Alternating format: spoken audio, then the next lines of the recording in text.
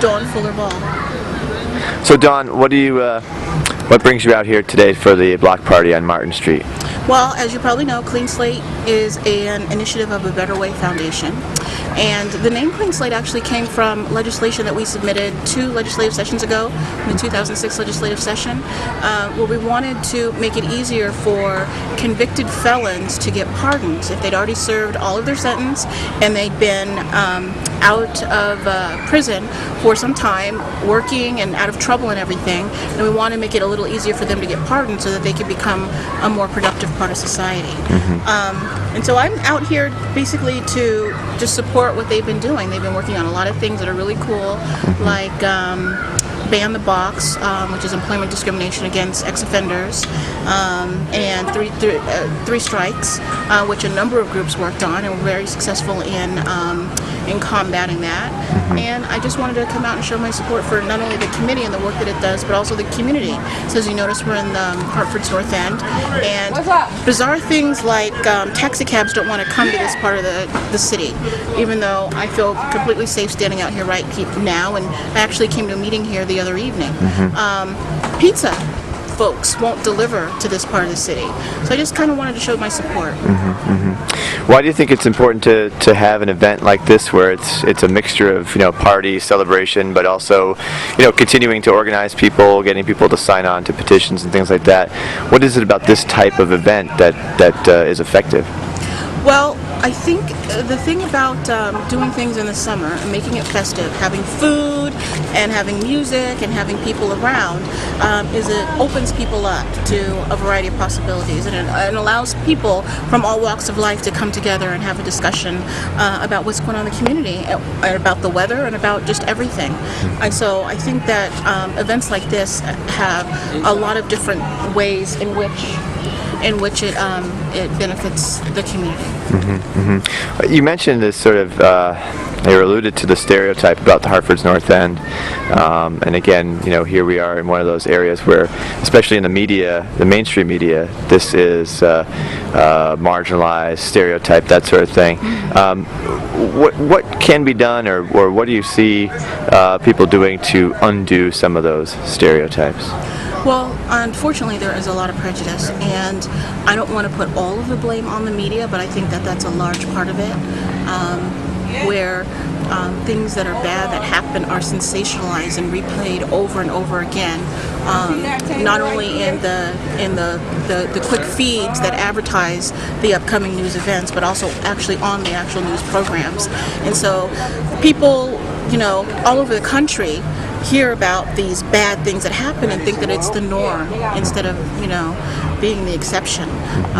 So again, events like this bring people from all over, because we have people that don't live in Hartford that are here, that live in West Hartford or, some of the surrounding areas that have come up here and want to be a part of this and want to be a part of the community and know that it is the exception and not the norm, and that people aren't comfortable with, some of the bad things that are happening and they want things to change. It's a perfect opportunity to have those kind of conversations. And just one last question. You mentioned the Better Way Foundation. You're very involved with that. What's up next for Better Way Foundation? A Better Way Foundation is going to continue to do a lot of things through its committees, like the Clean Slate Committee. There is a new initiative that we're working on called a Law and Justice Commission, where we have people that are working on different disciplines, like a drug policy discipline and an education discipline and a juvenile justice discipline, and learning more about things that are happening and talking to people in the community about things that are happening, so that the only source of information is not the media that tends to sensationalize the bad, but it's the source of information comes from people that have read reports and have talked to folks and have the ability to go out in the community and have a conversation and let them know what's really going on.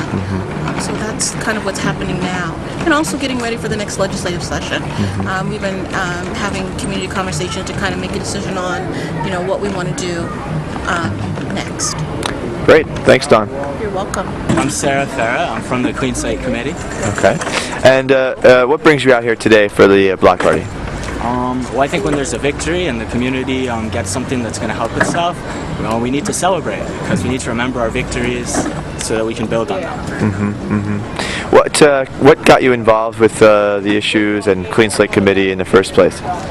Well, I was at a transgender day of remembrance, remembering transgender people who've been killed because of hate crimes, and someone told a story about a transgender youth who was incarcerated at the moment and couldn't, and I just felt horrible for the person because transgender people are often put in the wrong gender facilities, and it just, anyways, the next week was Thanksgiving, and I felt so guilty celebrating with my family a holiday when this person was not able to be with their family for the holiday, and that just got me really dedicated to helping anyone who is incarcerated and can't spend time with their families, and that's basically how I am.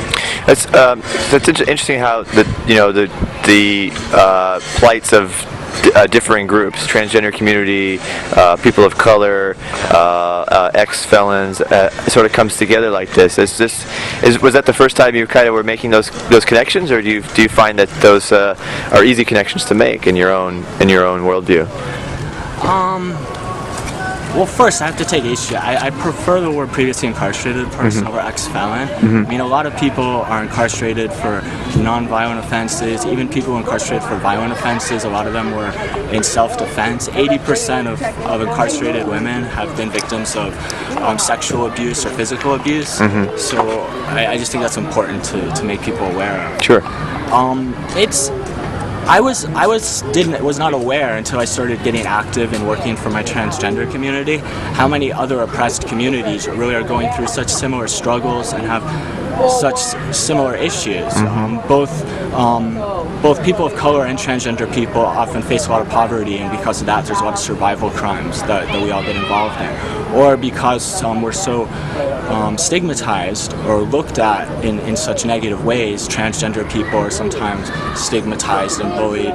People of color, like black people, are sometimes shown always as violent in movies and things like that, and portrayed that way. And this sort of hits us deep inside, and a lot of us get involved in drugs because of that. And that's another reason we get incarcerated. So all of us are dealing with poverty and oppression issues that I think make us all much more likely to be incarcerated. Right. It seems to me that there is a trend of bringing together groups who are experiencing similar types of repression, oppression, that sort of thing. Do you see this as a trend? Is this 21st century activism now, bringing together these groups which 20, 30 years ago may have been hostile to each other? Well, my understanding, because as I've started to get involved with multi-issue groups, I've wondered that myself, and I've looked at history, and from what I've gotten from history is that there's sort of trends.